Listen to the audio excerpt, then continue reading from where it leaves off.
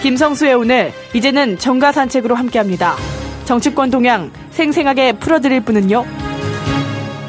예, 오늘도 한겨레신문 하어영 기자 전화 연결돼 있습니다. 안녕하세요. 네, 안녕하세요. 예, 지금 그 강서병에서 단일화, 네. 수도권 단일화에 물꼬가 트이면서 네. 수도권에서 속속 단일화에 대한 문제 제기들이 일어나고 있고 또 단일화에 협의에 들어가고 이런 모습들이 있는 모양이네요. 예, 맞습니다. 일단 이 말씀을 좀 드려야 할 것 같아요. 예. 강서병 같은 경우에는 더민주당 한정혜 후보와 국민의당 김성호 후보가 의견 일치를 받죠. 의견 네. 일치를 받고 김성호 후보 같은 경우는 국민의당에서 그 지도부가 어떤 태도를 갖던 간에 일단은 현재 새누리당의 독주를 막겠다라는 의지로 단일화 성사에 나서겠다라고 이야기를 한 상태였고요. 예. 그래서 오늘 단일화 성사 소식을 이야기를 했고요. 예. 그리고 특히나 지금 투표용지 인쇄일이 사흘밖에 남지 않지 않았습니까? 예. 그래서도 각 당에선 단일화가 좀 다급해진 그런 예. 상황입니다. 간단하게 투표용지 인쇄일을 말씀을 좀 드리자면요. 예. 투표용지가 인쇄되기 전에는 사퇴를 한 것으로 표기가 되는데 예. 인쇄가 된 다음에는 예. 그대로 후보는 기표가 되고요. 예. 투표를 하는 장소에 사퇴가 했다라고 알려집니다. 그래서 예. 실제로 그렇게 표기가 된 다음에, 그러니까 투표용지가 인쇄된 다음에는 무효표가 꽤 나오는 것으로 그렇게 좀 알려져 있어요. 이전에 2012년 대통령 선거 때 이정희 후보가 그것 때문에 굉장히 곤욕을 치르셨던 적이 있었죠. 그렇죠. 예. 예. 예. 그런 상황도 좀 있었고요. 그래서 어쨌거나 지금 앞으로 사흘 동안 단일화가 좀 급속도로 급반전이 이루어질 것으로 보입니다. 지금 수도권의 11곳 플러스 알파 그리고 이렇게 된다면 여보세요? 판세가 역전된다 이렇게 얘기하고 있잖아요. 네네. 예. 전체적으로 40곳이 넘는다면서요. 예. 판세가 역전된다라는 전제는 어떤 전제가 좀 있냐면요. 현재까지 나온 중앙선거위원회의 중앙선거 여론조사 공정심의위원회의 인터넷 홈페이지에 등장해 있는 지금까지의 지역별 여론조사를 산술적으로 합한 결과예요. 예, 산술적으로 합한 결과여서, 그러니까 예를 들면 국민의당하고 정의당하고 더불어민주당하고 통합을 이루어내면 그것이 다 플러스가 될 것인지, 아니면 국민의당 일부 지지자들이 새누리당으로 가든지, 아니면 정의당의 일부 지지자들은 투표를 하지 않을 것인지, 약간 어떤 그런 변수들은 좀 남아 있거든요. 또는 반대로 말씀드리자면 그것이 또 시너지를 낼 수도 있고요. 그런 변수들을 조금 고려를 해야 합니다. 그럼에도 불구하고 어쨌거나 야권연대가 성사가 되면 그거 자체로 이슈이기 때문에 인지도를 높이는 데나 아니면 선거운동에 탄력을 받는 데는 큰 힘이 될 것으로 각 당은 전망하고 있습니다. 예. 자, 이제 총선 막판에 나오고 있는 단일화 현황들을 좀 살펴봤는데, 지금 이게 요동치게 되면은 전국 단위의 바람도 불 가능성이 있나요? 예, 그렇다고 봐야겠죠. 일단은 핵심은 122개의 지역구를 가지고 있는 수도권이고요. 예. 그리고 이것이 야당의 어떤 선거 운동에 힘을 불어넣으면 그 과정에서 호남이라든가 아니면 부산 그리고 대구 일부 지역에도 상당히 탄력을 받게 할 것으로 보입니다. 새누리당 얘기 잠깐 해보겠습니다. 네. 사실 새누리당이 지금 이양구 공관위원장 때문에 엄청나게 시끄러웠는데, 다시 또 강봉균 선대위장 때문에 지금 시끄러운 모양이에요. 그렇죠. 어떤 내용입니까? 일단 경제 심판론을 더불어민주당이 들고 나왔고요. 여기에 대해서 대응하려고 강봉균 공동 선거대책위원장을 옹립을 했는데, 강봉균 선거대책위원장은 YS 시절부터 DJ 시절을 이어서 주요하게 경제의 통으로 불립니다. 그리고 민주당에서 원내대표를, 제가 정확하게 지금 당명은 기억이 나지 않습니다만, 민주라는 단어가 들어가는 당명입니다. 그 당명을 가진 민주당에서 원내대표를 지낸 바 있고요. 그런데 그리고 기획재정부 장관도 한 1년 하셨어요. 물론입니다. 예, 맞습니다. 그게 90년대 말이고요. 이분이 경제심판론에 대응하려고 새누리당에서 영입을 한 것인데, 일단은 김종인 대표를 겨냥을 하긴 했어요. 그래서 더민주가 법인세 인상을 부자 증세라고 주장을 하는데 어디 한번 토론해보자 라고 이제 강 위원장이 나선 거예요. 예. 그러니까 이거는 어떤 상황이 생기냐면 새누리당 입장에서는 예. 지금까지는 말하자면 인물 중심의 선거가 되는데 이러다가는 잘못하면 이 부자 증세나 법인세 선거가 될 수 있거든요. 그렇죠. 이렇게 이슈가 던져지면 새누리당 입장에서 지금 현재 그 더불어민주당이 이 들고 있는 경제심판론이라는 프레임에 말려들 가능성이 있어서 내부적으로는 아주 전전긍긍한 그런 상황입니다. 게다가 사실 구체적 데이터 놓고 얘기하기 시작하면은 법인세 인상해야 된다는 쪽으로 나올 가능성이 높거든요. 뭐 지금으로서는 그렇다고 봐야겠죠. 예. 그리고 또 실제로 그 강 위원장하고 김종인 대표하고는 또 삶의 궤적이 같으면서도 많이 달라요. 예. 그래서도 아마 강봉균 위원장이 그렇게 태도를 보였을지는 모르겠는데 강봉균 위원장 같은 경우는 아까 말씀드렸던 것처럼 대표적인 경제 관료 출신인데요. 예. 김종인 대표 같은 경우에는 경제 수석을 한 것으로 많이 알려져 있지만 사실은 서강대 교수고 예. 김종인 대표 같은 경우는 독일에서 공부를 했고요. 네. 그래서 경제민주화의 발달 이게 좀 당연한 것처럼 받아들이고요. 강봉균 위원장 같은 경우에는 미국에서 했죠. 미국에서. 예. 신자유주의 연배는 비슷합니다. 예. 그래서 서로 간에 이게 좀 아이러니입니다. 그 박근혜 대통령을 말하자면 지난 선거 때 도왔던 김종인 그 대표 같은 경우에는 경제민주화를 얘기하고 말하자면 DJ 정부 시절부터 참여정부 시절을 이어서 경제통으로 불렸던 강봉균 위원장은 대기업을 옹호하는 상황이고 그래서 좀 굉장히 좀 묘한 상황으로 지금 그렇게 가고 있습니다. 예. 뭐 오늘 시간이 그 진짜 인터뷰 네. 때문에 많지 않아 가지고 오늘은 여기까지 듣도록 하겠습니다. 정말 네네. 고맙습니다. 네, 감사합니다. 지금까지 한겨레신문 하어영 기자였습니다. 미디어 협동조합이 벌이는 싸움은 한 번에 끝나는 단거리 달리기가 아니라 마라톤입니다. 반만 년 동안 기승을 부려온 기득권 논리, 또 기회주의가 어찌 일거에 숙청되겠습니까? 인내심과 지구력을 갖고 천천히 또박또박 그리고 신랄하게 헤쳐나가야 합니다. 국민TV의 조합원이 되어주십시오. 이 사술과 기만의 시대 언제까지 방치하겠습니까? 국민TV가 가장 무서운 견제자로서 어둠을 헤치고 썩지 않게 하는 힘이 되겠습니다. 이제 가입하실 때가 됐습니다. 미디어 협동조합 홈페이지에 국민.tv 또는 mediacoup12@gmail.com의 문호는 24시간 열려 있습니다. 다 함께 자부심으로 물려줄 세상을 만듭시다. 누가 아는 바로 당신이 할 일입니다.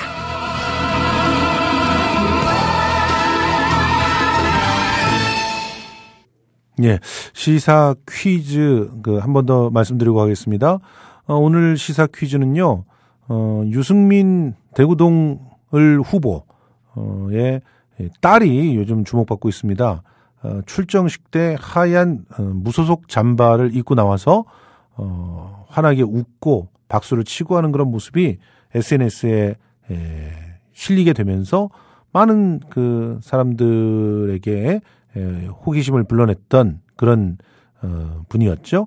그래서 지금 뭐 과하게 지금 네티즌 수사대들이 신상을 털고 있어서 그걸 자제하자라고 하는 일까지 벌어지고 있다는데요. 선거의 이면에 어떻게 보면 재미난 현상들이 또 일어나고 있는 것 같은데 이분의 이름은 뭘까요? 당연히 유승민 후보의 딸이니까 유씨입니다.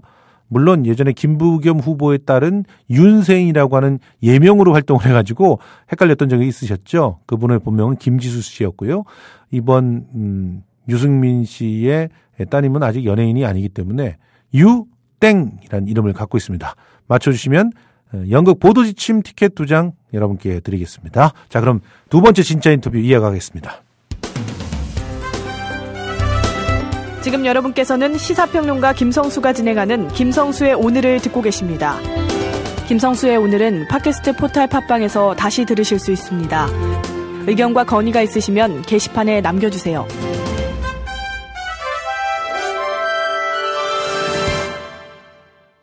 예, 지금 진짜 인터뷰는요. 녹색협동조합 이사장이셨고 지금은 현재 투표광장에 그 지금 실무를 맡고 계신 허인의 이사장입니다. 안녕하세요. 네, 안녕하세요. 투표 참여광장의 실무자 허인혜입니다. 예, 투표 참여광장. 예. 네. 이 투표 참여광장이라고 하는 이 행사인가요? 아니면 어떤 단체인가요? 다시민주주의 포럼이라고 하는, 예. 이번 4.13 총선을 앞두고, 야권연대 운동과 투표 참여 운동을 하는 다시민주주의 포럼이 있습니다. 대표로는 한완상 전 교육부총리, 예. 지선 스님, 예. 이만열 전 역사교육 교과서 편찬위원장, 예. 또 뭐 유명한 황석영 씨, 임진택 씨, 제야 인사 1000여 명이 모인 예. 다시민주주의 포럼에서 일반 시민들의 투표 참여 운동을 북돋기 위해서 예. 투표 참여 광장이라는 시민 자원봉사자 모임을 하고 있습니다. 거기에 실무를 맡고 있습니다. 아, 그러니까 투표 참여 광장이 단체이기도 하네요. 단체입니다. 예, 네. 자원봉사자 단체고. 네, 그런데 자원봉사자 저는 처음 들었을 때 이 투표 참여 광장을 토요일 11시에 연다. 이렇게 들어가지고. 그거는 토요일 11시에 예. 바자회를 여는 겁니다. 아, 바자회를 마련과 캠페인을 위한 바자회를 예. 광화문의 세종대왕 동상 앞에서 예. 캠페인을 합니다. 그러니까 내일 11시인가요? 내일 11시부터 8시까지 예. 캠페인 진행입니다. 좀 많은 분들이 오셔서 예. 이번 선거에서 당연히 민주시민의 권리로 투표 참여를 해야 되기도 하고 예. 또 지금은 심각하게 야권이 분열되어 있어서 예. 투표율을 높이는 것과 좋은 후보에게 표를 모아주는 방법 외에는 예. 방법이 잘 안 보이거든요. 그렇죠. 그래서 내일 행사가 굉장히 중요한 행사고 예. 잠시라도 짬을 내서 들려주시면 고맙겠습니다. 그런데 내일 행사에 네. 오면은 그 좋은 후보자한테 표를 몰아주고 당선시키는 그런 어떤 비법을 알려주신다고. 네, 비법을 알릴 생각입니다. 여기서 공개하시면 안 되나요? 사실은 뭐 공식적인 결정이 된 것이 아니어서 예. 제가 이제 외부로는 얘기를 안 했는데요. 예. 지금 이 시국이 엄중하다라는 생각을 이 민주주의를 바라는 사람 다 하고 있습니다. 그렇죠. 10년 전 악몽이 반복될 것 같아요. 10년 전이면 2006년인가요? 네, 2006년에 전국 지방자치 동시선거가 있었습니다. 그렇습니다. 그때 서울, 경기, 인천이 야권 분열이 되면서 예. 기초단체 지자체요, 뭐 시장 군수들 있잖아요. 예. 여기에서 서울, 경기, 인천에서 그 당시 열린우리당이 딱 한 석을 얻었습니다. 그러니까 야권 전체가 서울에서 한 석 얻은 거예요? 예, 딱 한 석을 얻고 전석을 그 당시 새누리당 전신 한나라당이 석권을 한 적이 있습니다. 그 당시에 광역선거에서는 민주당이 광주시장 1명 빼고 15대 빵이었고요. 15대 1. 수도권은 그때 이제 기초단체장이 70명 정도 됐는데 66대 1인가 그렇게 됐어요. 그래서 무소속이 3명, 4명 되고 그 당시에 소위 자기들 주장에 의한 정통당인 열린우리당이 딱 1명 되고 전패한 적이 있습니다. 10년 전에. 그 기억들을 사람들이 못하고 있더라고요. 근데 이번 상황이 그때보다 더 심각한 상황입니다. 그러면 수도권에 123석의 의석이 있는데 지금 뭐 사람들 예상마다 다 다르긴 한데 15석에서 20석 정도가 전문가들의 예상이에요. 그러면 호남에 26석, 수도권에서 15석에서 20석을 합쳐봐야 야권이 전체 253개 지역구에서 40~50개가 안 된다는 거죠. 비례까지 다 포함해야 60에서 70인데 이걸 방치해서는 안 된다는 거죠. 그러면 특정 정당이 200석에서 250석을 얻게 되는 거거든요. 엄청난 일이죠. 예. 그러면 그걸 방지하기 위해서는 어떤 실천들을 해야 되나요? 방법은 청년층의 투표율 높이는 게 첫 번째 과제입니다. 두 번째로는 현실적으로 제도 야권이 분열되어 있으므로 선거법상에는 단체나 개인이 좋은 후보를 지지할 수가 있습니다. 그리고 언론에 발표할 수가 있습니다. 선거법으로 보장이 되어 있는 거니까 우리의 권리를 행사를 해줘. 그거는 이제 뭐 허인의 개인이나 김성수 우리 시사평론가님이나 개인이 하면 힘이 없잖아요. 그렇죠.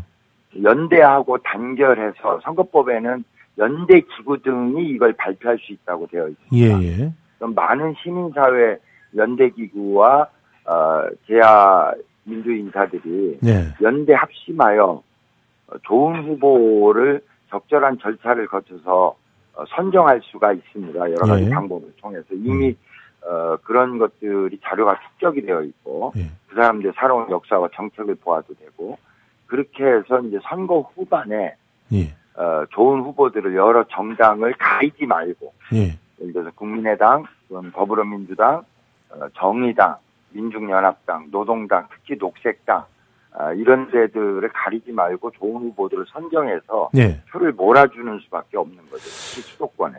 지금 그 말씀이 나왔으니까 제가 좀 그 추억을 거슬러 보면은 우리 저 허인혜 이사장님은 이전에 삼민투 위원장으로 그때 고려대 총학생회장이셨잖아요. 네, 고대 총학생회장.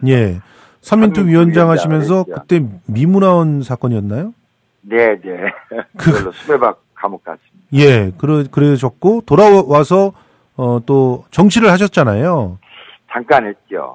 그 지역 그 위원장도 하셨고 4년간 한 하시다가 소문이 어디 가셨나 그랬는데 지금 갑자기 녹색 운동, 그러니까 녹색 협동조합을 통해 가지고 도시 농업을 살려야 된다 이런 걸 주장하고 다니셨단 말이에요. 네, 그렇습니다. 그리고 뭐 집집마다 그 태양광 발전기 하나씩 놓자. 이런 얘기도 하셨고. 하고 있습니다. 그렇게 급작스러운 어떤 어떤 바뀜, 그 삶에 있어서의 터닝 포인트가 있었던 이유는 뭘까요?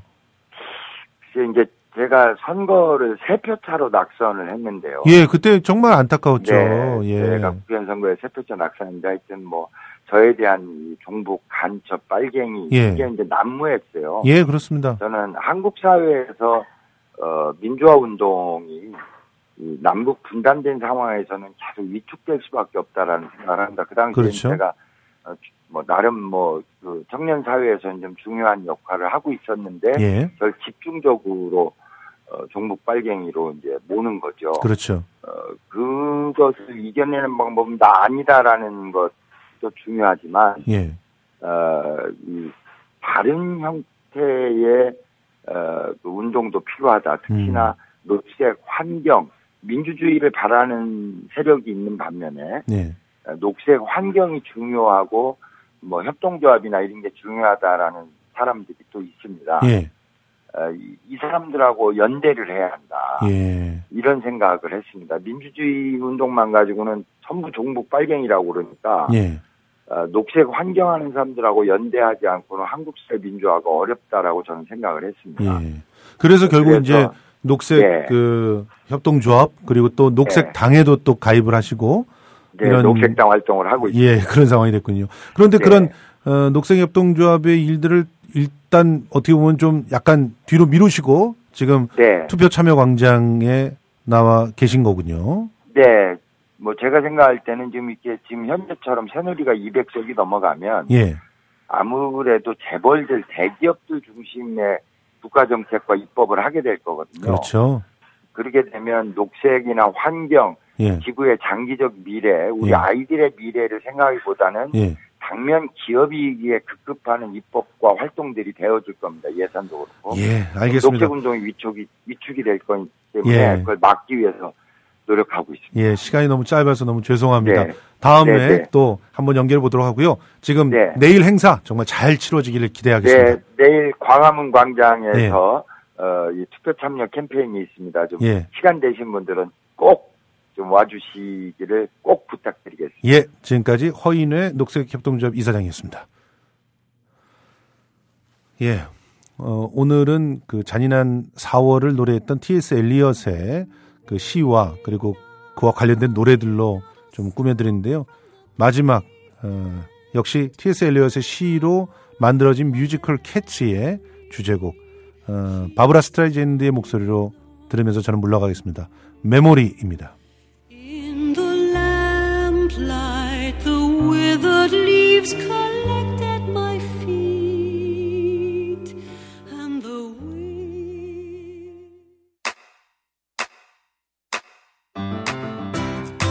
국민 라디오 지지하는 4가지 방법 아시나요? 다운로드하기, 별점 주기, 댓글 달기, 구독하기. 국민 라디오를 보다 많은 이들에게 전할 수 있는 가장 손쉬운 방법.